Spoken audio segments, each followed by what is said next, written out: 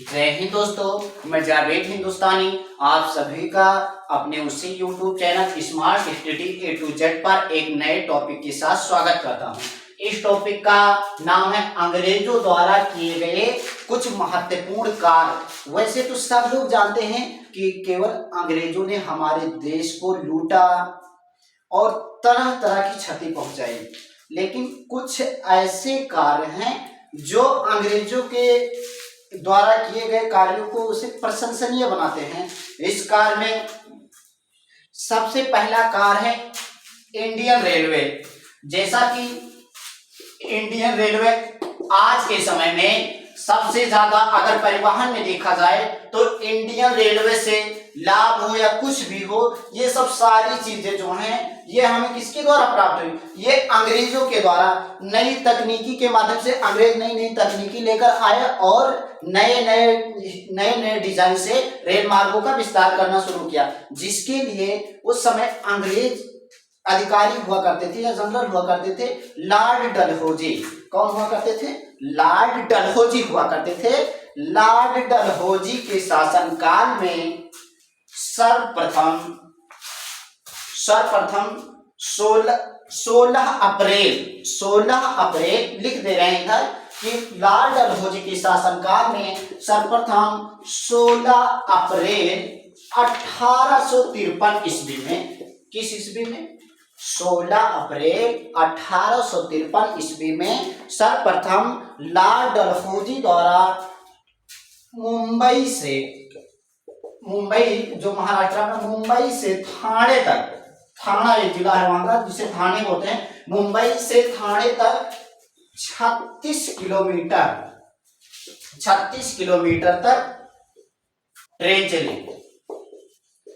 ये हालांकि सफर छोटा था, थोड़ा कम दूरी तय की गई, लेकिन यहाँ ये इंडियन रेलवे की नींव यहीं से रख दी गई थी। और आज वर्तमान में आप देखते ही हैं कि भारत को रेल मार्ग से कितना लाभ प्राप्त होता है, लेकिन आज भी भारत में ऐसा एक रेल मार्ग है जो कि गुजरात महाराष्ट्र में अमरावती से मूर्तिजापुर तक है, जो कि महाराष्ट्र में अमरावती से मूर्तिजापुर तक रेल मार्ग है। उसका देखरेख आज भी एक अंग्रेजी कंपनी जिसका नाम है क्या?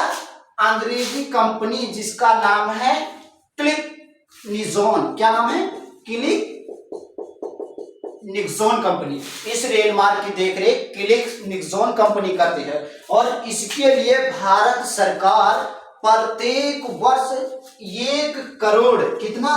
1 करोड़ 30 लाख रुपये किसको देती है?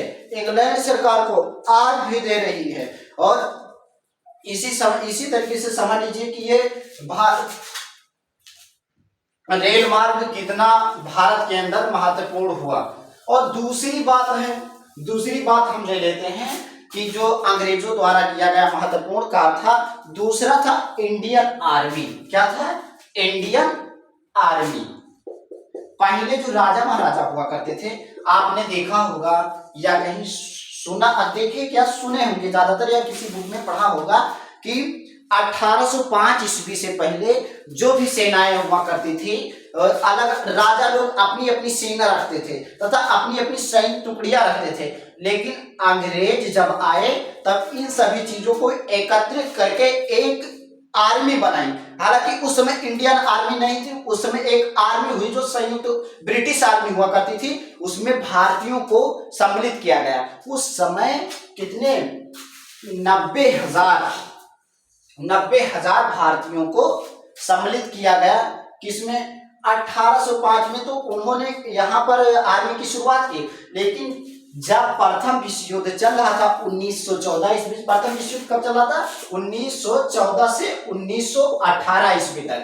इस समय में ब्रिटिश ने 90,000 भारतीयों को अपनी सेना में सम्मिलित किया, अपनी सेना अर्थात अपनी सेना में मिलाया। उसके बाद में जब ये शहीद हो गए तो इन्हीं की याद में आज आप इंडिया गेट का नाम सुने, कुछ लोग देखे होंगे या कुछ लोग सुन रहे होंगे। जो इंडिया गेट है ये इन्हीं के याद में बनाया गया, जो हमारे जो भारतीय शहीद हुए थे वहां पर प्रथम विश्व युद्ध में, उन्हीं के याद में ये इंडिया गेट अंग्रेजों ने बनवाया। और आप तो यहाँ से देखिए ये भी एक अच्छा कार्य था कि उन्होंने अलग अलग जो हुआ करते थे, अलग अलग टुकड़ियां हुआ करती थी, अलग अलग राजा के सैनिक हुआ करते थे, उनको तोड़ करके एकत्रित, उनको जोड़ करके ये एक इंडियन आर्मी का ढांचा दिया।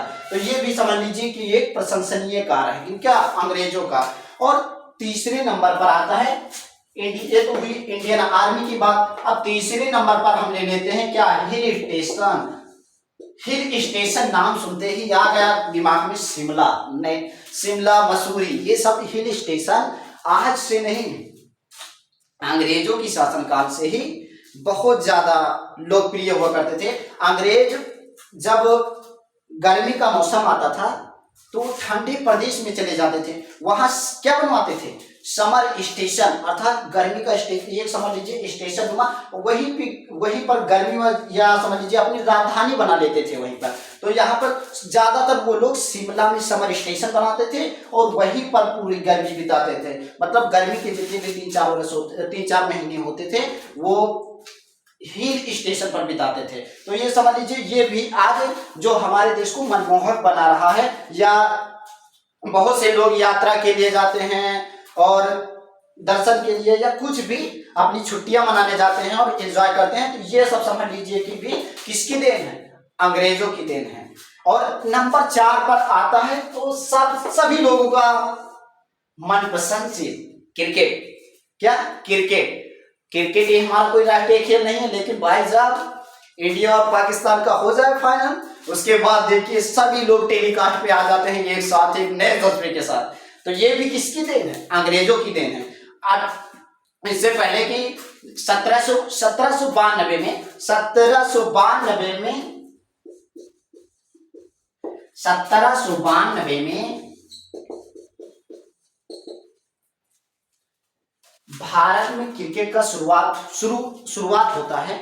और सबसे पहले कोलकाता में ईडन गार्डन, सबसे पहले 1792 में क्रिकेट का शुरुआत होता है ईडन गार्डन कहाँ है, कोलकाता में। यहाँ पर एक क्रिकेट क्लब बनाया जाता है। लेकिन ये खास बात है भाई, यहाँ इनके दिल में है भारतीयों के लिए बेईमानी, अर्थात ये भारतीयों को अपनी बराबरी यहाँ नहीं दे रहे हैं। यहाँ इन्होंने एक नियम लगा दिया कि इस क्रिकेट में भारतीयों की एंट्री नहीं होगी।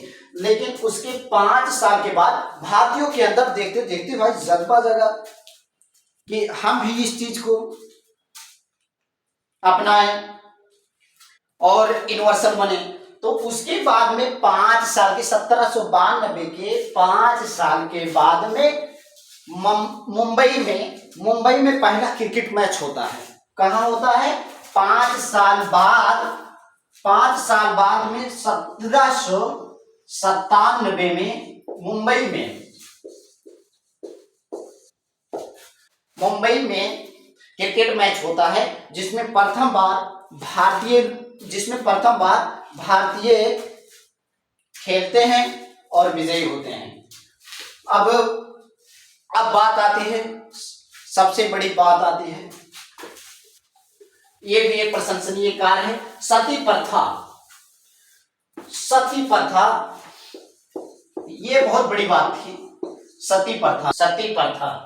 अब बात आती है सती प्रथा की। सती प्रथा एक ऐसी प्रथा थी या कुप्रथा थी हमारे भारत के अंदर कि जब समझ लीजिए कि किसी पुरुष की मृत्यु हो जाती थी या किसी के पति की मृत्यु हो जाती थी तो उसके साथ में पत्नी को भी जला दिया जाता था। इसे कुछ लोग तो जौहर कर लेते थे, कुछ लोग को साथ ही में जला दिया जाता था। तो ये बात अंग्रेजों को बुरी लगी और जो विधवा थी उन्हें पुनर्विवाह नहीं, उनका पुनर्विवाह नहीं कराया जाता था। लेकिन 1829 में लॉर्ड विलियम बेंटिंक, कौन? लॉर्ड विलियम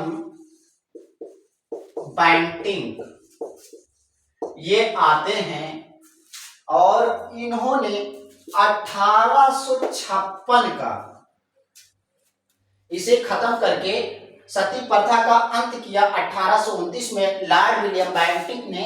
और 1856 में एक एक्ट आया जिसे हम बोलते हैं विडो।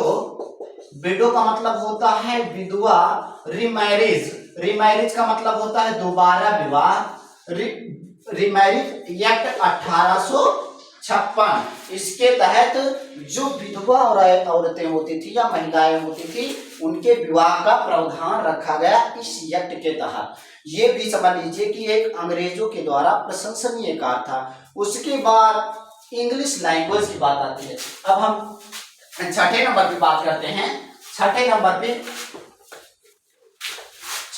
पे बात करते हैं हम इंग्लिश लैंग्वेज। क्या? इंग्लिश लैंग्वेज की बात करेंगे। इंग्लिश लैंग्वेज जिससे हम लोगों को बहुत सारा यूनिवर्सल चीज सीखने का अवसर मिला। इससे पहले कि जब अंग्रेज भारत नहीं आए थे उस समय 0.7% लोग ही भारत के अंदर इंग्लिश बोल पाते थे। मतलब इंग्लिश को बोल नहीं समझ पाते थे। यार ये समझ लीजिए कि अगर लिखा हो तो उसे अनुभव करते थे कि ये चीज लिखा है, वो भी डाउट रहता था 0.7% में भी। और वर्तमान में आप देख ही लीजिए कि हर जगह पर आपको अंग्रेज मिल जाएंगे इंडिया के अंदर। अपनी मातृभाषा से ज्यादा किस पे? इंग्लिश पे केयर कर रहे हैं लोग। तो ये भी 1835 का जो एक्ट आता है उसमें जो अंग्रेजों की पहले भाषा हुआ करती थी वो भाषा हुआ करती थी स्पेनिश भाषा हुआ करती थी अंग्रेजों की। लेकिन 1835 के एक्ट के तहत इन्होंने जो महारानी थी उस समय की, महारानी एलिजाबेथ, उन्होंने इस चीज को चेंज करवाया और उसके बाद में स्पेनिश की जगह अपना ऑफिशियल जो लैंग्वेज है उसको इंग्लिश कर दिया, जिससे कि भारतीय लाभान्वित हुए। और उनका ये मन था कि जैसे कि भारतीयों को उनके दिल जीतने के लिए उन्हें नौकरी पर रखना है या उनके अंदर की चीजों को हम कैसे निकाले, तो उसके लिए वो हिंदी समझते नहीं थे। तो ये भी यहाँ पर जरूरी पड़ता था कि इनके अंदर की चीज जाने और इन्हें जब अपनी लैंग्वेज हम सिखा देंगे तो इन्हें अपना पद देंगे तो इससे लोग खुश हो जाएंगे। तो ये सब मंशा थी। और पांचवी बात आती है लॉ एंड ऑर्डर। छठी बात आती है लॉ एंड ऑर्डर। आपने हमेशा देखा होगा कि भारत के अंदर लोग सड़क के लेफ्ट साइड में चलते हैं और यहां तक ये ब्रिटिश के दिन है। यहां तक देखेंगे कि अमेरिका में या कुछ और देशों में देखिएगा कि लोग सड़क की दाहिने साइड से चलते हैं, ड्राइविंग भी दाहिने से करते हैं, ज्यादातर चीजें दाहिनी तरफ से करते हैं। लेकिन भारत के अंदर आप देखेंगे कि एक यातायात कानून बनाया गया है कि आपको सड़क के लेफ्ट साइड में चलना है। ये भी ब्रिटिश के दिन है। और आप ये खाकी वर्दी जो देखते हैं, हमारी शान खाकी वर्दी भी किसके देन है?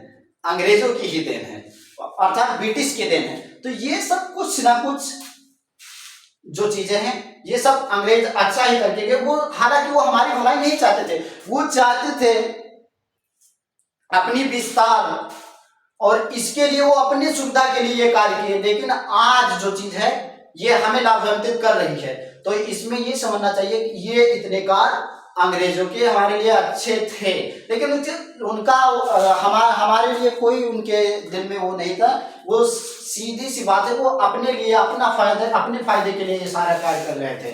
तो यही चीज था। तो मुझे उम्मीद है कि ये लेक्चर आपको अच्छा लगा होगा। अगर अच्छा लगा होगा तो हमारे इस channel smart study A to Z को सब्सक्राइब कीजिए, लाइक कीजिए एंड शेयर कीजिए। धन्यवाद।